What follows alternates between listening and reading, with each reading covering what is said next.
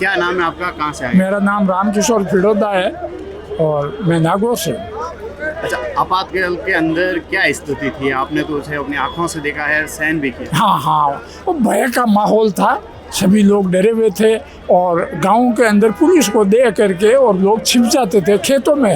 रात को घर पर कोई नहीं सोता था और घर पर सोते थे उनको पुलिस पकड़ लेती थी और नसबंदी कर देती थी।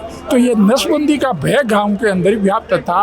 तो लोग खेतों के अंदर जब भी कोई गाड़ी की आवाज़ आती तो लोग खेतों में चले जाते थे और छिप जाते थे। रात को वहीं रात्रि विश्राम गाँव में उन्हीं का होता था। 1975 से लेकर आज 2025 से 50 साल हुए हैं। उस 75 के बाद में इन 50 सालों में आपने कितना परिवर्तन देखा है? परिवर्तन तो हो रहा है, लगातार हो रहा है। परिवर्तित तो जैसा सृष्टि का नियम है उसी तरीके से हो रहा है, निरंतर बदलाव हो रहा है। शिक्षा बढ़ी है और शिक्षा के साथ साथ सारी चीज़ें बढ़ी है, सोच बढ़ी है, भूमंडलीकरण हुआ है। इन सारी चीज़ों का प्रभाव हमारे लोकतंत्र पर भी पड़ा है। उसमें आपको भी कई बार जेल जाने का मौका मिला? नहीं, जेल जाने का तो नहीं, हम तो एक साधारण काम ही करते थे, कार्यकर्ता की हैसियत से छोटे मोटे काम कर लिया करते थे। उस समय सहयोग के रूप में हम तो बच्चे ही थे, उस समय कोई ज़्यादा उम्र नहीं थी हमारी, 16-17 साल की उम्र थी। उस समय आप जवान थे, जब पुलिस की गाड़ियाँ आती थी, आप कह रहे थे कि गाँवों के अंदर भय का माहौल था, लोग चुप जाते थे, कैसे थे? हाँ, बहुत बुरी स्थिति थी, लोग डरे हुए थे और ये यूँ लगता था कि क्या होगा, कुछ समझ में ही नहीं आ रहा था। पहली दफे इस तरीके का वातावरण देखा था।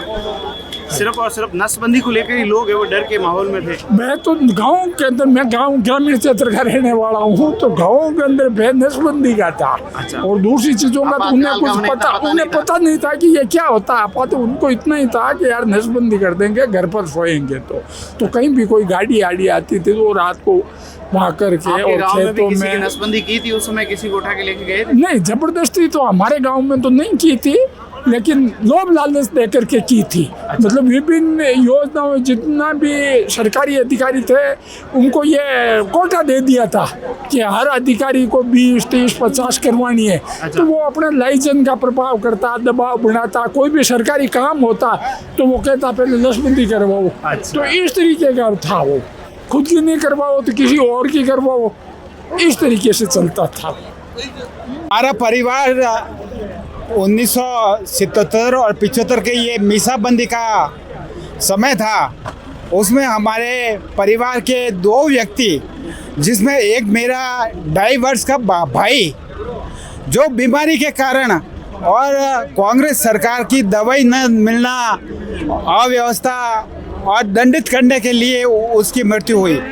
और उसके बाद में जब 13 माह जेल में हमारे पिताजी थे, उस समय हमारी छोटी बहन जो उसी समय पैदा हुई थी और उसके बाद उसका भी मृत्यु हुई। उसके उपरांत 19 माह तक जेल की यातनाएं मेरे पिताजी स्वर्गीय हीरालाल जी ने सही। उस समय क्या व्यथा बता रहा हूँ, कई लोगों के नाखूनों को निकाले गए थे और कई लोगों को ऐसी प्रताड़ना दी जाती थी। आपका कोई शादी विवाह, शोक संदेह या किसी प्रकार का आयोजन है, सामाजिक व्यवस्था के लिए कोई भी उपयुक्त समारोह हो, उसमें 5 व्यक्ति भी आपके परिवार की एक साथ में अगर बैठे मिल जाते और किसी कांग्रेसी द्वारा ये सूचना सरकार को मिल जाती तो उन 5 व्यक्तियों को ऐसे प्रताड़ना बंदी बना दिया जाता था, जेलों में ठोस दिए जाते थे और भय का माहौल ऐसे प्रचारित हो। और ये आज 50 वर्ष का संविधान समारोह मनाया गया है। इसमें हम स्वतंत्र सेनानी के परिवार, हम इस भारतीय जनता पार्टी सरकार, भजन लाल सरकार को बहुत बहुत साधुवाद और वंदन करते हैं कि आपने हमारे लिए इतना सोचा है और संगठन के लिए हमारे लिए प्रयास किया है। बहुत बहुत साधुवाद और धन्यवाद प्रेषित करता हूँ।